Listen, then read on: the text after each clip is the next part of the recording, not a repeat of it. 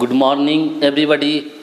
आज हम लोग class 11 physics chapter number 2 scalar and vectors के अंतर्गत टॉपिक देखेंगे डॉट प्रोडक्ट या फिर scalar product of two vectors. दो वेक्टर के बीच में स्केलर प्रोडक्ट या डॉट प्रोडक्ट हम लोग कैसे निकालेंगे। हिंदी उसका अदिश गुणनफल होता है। हम लोग जानते हैं कि वेक्टर जो है दो वेक्टर है उसका गुणनफल दो प्रकार का है, scalar product and dot product. आज हम लोग देख रहे हैं स्केलर प्रोडक्ट। इस वीडियो में हम लोग जानेंगे स्केलर प्रोडक्ट के बारे में। देखिए दो वेक्टर हमारे पास है, vector A and vector B, और दोनों वेक्टर के बीच में थीटा मालूम है, किस एंगल पर दोनों वेक्टर का झुकाव है वो मालूम है, तब हम लोग डॉट प्रोडक्ट ज्ञात करते हैं। एक्चुअल में डॉट प्रोडक्ट जो होता है इसको हम लोग सूचित करते हैं ए डॉट बी से ऐसे, और चूंकि बीच में डॉट प्रोडक्ट है इसीलिए इसका नेमिंग जो किया गया है, नेम जो है वो डॉट प्रोडक्ट रखा गया है।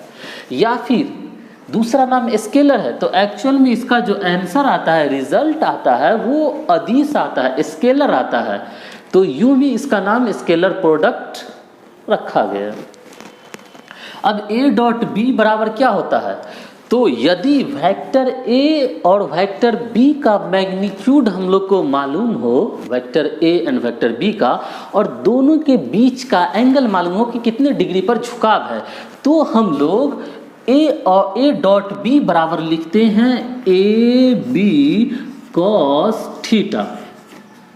डॉट को बहुत सिंपल है, ए डॉट बी बराबर होता है ए बी कॉस थीटा, जहां ए वेक्टर ए का मैग्नीट्यूड, बी वेक्टर बी का मैग्नीट्यूड, और थीटा जो दोनों वेक्टर के बीच का एंगल है उसका कोज्या लेते हैं, कोसाइन लेते हैं। अगर इसको बोल चाल में बोल सकते हैं हम लोग कि डॉट प्रोडक्ट क्या है, तो दो वेक्टर के बीच का डॉट प्रोडक्ट वैसा गुणनफल है जिसमें दोनों वेक्टर के मैग्नीट्यूड और दोनों वेक्टर के बीच बनने वाले एंगल का कोसाइन लेकर उसका गुणनफल कर देते हैं। देख रहे हैं, वेक्टर ए का मैग्नीट्यूड, वेक्टर बी का मैग्नीट्यूड, और दोनों के बीच में बनने वाले जो थीटा है उसका कोसाइन का गुणनफल, सभी का गुणनफल लेते हैं। इसका कुछ फिगर अगर बनाना चाहें तो यूं बनता है, ऐसे वेक्टर ए हुआ और इधर की ओर चाहें तो वेक्टर बी ले लिए हम लोग, और दोनों के बीच में एंगल थीटा रहा, ये वेक्टर ए रहा, ये अपना वेक्टर बी रहा, तो ए डॉट बी बराबर होता है ए बी कॉस थीटा। कभी कभी क्या रहता है कि हम लोगों को डॉट प्रोडक्ट मालूम रहता है, अदिश गुणनफल हिंदी में दे देता है और कहता है बताइए दोनों के बीच में थीटा कितना है, तो इसी फॉर्मूला से हम लोग निकाल लेते हैं कि कॉस थीटा बराबर होगा A dot B upon A B, जहाँ ए बी मैग्नीट्यूड है और ये डॉट प्रोडक्ट है। ये दो वेक्टर के बीच में अगर एंगल दे रखा है तो की कहानी है। तब हम लोग इस प्रकार से ज्ञात करेंगे कि ए डॉट बी बराबर ए बी कॉस थीटा, या कॉस थीटा बराबर vector A dot upon vector A dot vector B upon A B, theta अगर निकालना हो तो। इसी पर एक बात बार बार आता है, ऑब्जेक्टिव क्वेश्चन में भी, बोर्ड के एग्जामिनेशन में रहता है कि ए डॉट बी बराबर बी डॉट ए होता है या नहीं, तो ये बराबर होता है। ऑप्शन में रहेगा ए डॉट बी बराबर किस, माइनस बी डॉट ए या माइनस ए डॉट बी, इनके बराबर नहीं होता है, इनमें से कोई नहीं, तो हम लोग ए डॉट बी बराबर बी डॉट ए में लिखेंगे। एक्चुअल में ये डॉट प्रोडक्ट अदिश होने के कारण इसके ऑर्डर का महत्व नहीं होता है, तो ए डॉट बी बराबर बी डॉट ए हम लोग लिख सकते हैं। ज़रूरत पड़ता है इसका, आगे भी पड़ेगा। आइए अब हम लोग देखते हैं कि यदि आई जे के अक्ष रहे तो इन अक्षों के बीच डॉट प्रोडक्ट का मान कितना होता है। देखिए इसके लिए, यदि डॉट प्रोडक्ट सेम अक्ष के बीच हो तो उसका मान 1 होता है, और डिफरेंट अलग अलग के बीच हो तो उसका मान 0 होता है। क्यों? वो भी देखेंगे हम लोग। सबसे पहले हम लोग देखते हैं कि अगर i डॉट आई रहे तो इसका मान कितना होगा, 1 होगा। अगरचे j डॉट जे रहे, वेक्टर जे, तो 1 होगा। अगर k का i के साथ j का j के साथ अगर k रहे, अगर चे रहे k डॉट प्रोडक्ट k, तो इसका मान 1 होता है। ऑब्जेक्टिव में, फिजिक्स में भी और मैथमेटिक्स में भी वेक्टर स्केलर है, एक चैप्टर 12 वाले में जो लोग का मैथ है वो जानते हैं, बहुत आता है ऑब्जेक्टिव। तो सेम का डॉट प्रोडक्ट 1 होता है, जबकि अलग अलग का अगर i का j के साथ करना हो तो उसका चेंज हो जाता है, 0 होता है। कैसे? जैसे i dot J equal to होगा 0, देखेंगे कैसे। नेक्स्ट है j डॉट k बराबर होगा 0, और अगर रहे k डॉट i तो इसका भी मान होता है 0। मतलब ये i को j के साथ डॉट करेंगे तो वैल्यू 0, j का k के साथ करेंगे तो वैल्यू 0, और फिर k का i के साथ करेंगे तो भी वैल्यू 0 होगा। वैल्यू का मान जो है इस पर सेम अक्ष रहने पर 1 होता है। i डॉट आई का मान 1, j डॉट जे का मान 1, k डॉट के का मान 1, जबकि i डॉट जे रहे तो 0। कैसे? ये एक बात है। उस बात को हल करने के लिए हम लोग चलते हैं, इधर देखते हैं, यहाँ पे आते हैं। देखिए, इसको भी हटाइए।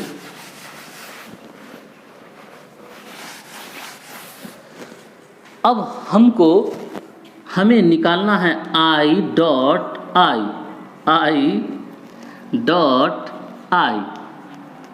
देखिए, इसी फॉर्मूला से निकालेंगे हम लोग। देखिए, i यूनिट वेक्टर है, हम लोग जानते हैं, अक्ष के इंट्रोडक्शन में हम लोग देखे हैं, ये यूनिट वेक्टर है। यूनिट वेक्टर का मतलब मैग्नीट्यूड कितना लाल बाबू? हाँ, वेरी गुड, 1। जे भी यूनिट वेक्टर है, मैग्नीट्यूड इसका 1, के भी 1 ही होगा। वाह, कमाल है। तो i का मैग्नीट्यूड 1 ही जगह, j फिर i ही है, इसका मैग्नीट्यूड 1 मल्टीप्लाई 1। इसके बाद cos थीटा है तो cos और थीटा दोनों अक्ष के बीच का कोण होता है, दोनों वेक्टर के बीच का कोण होता है।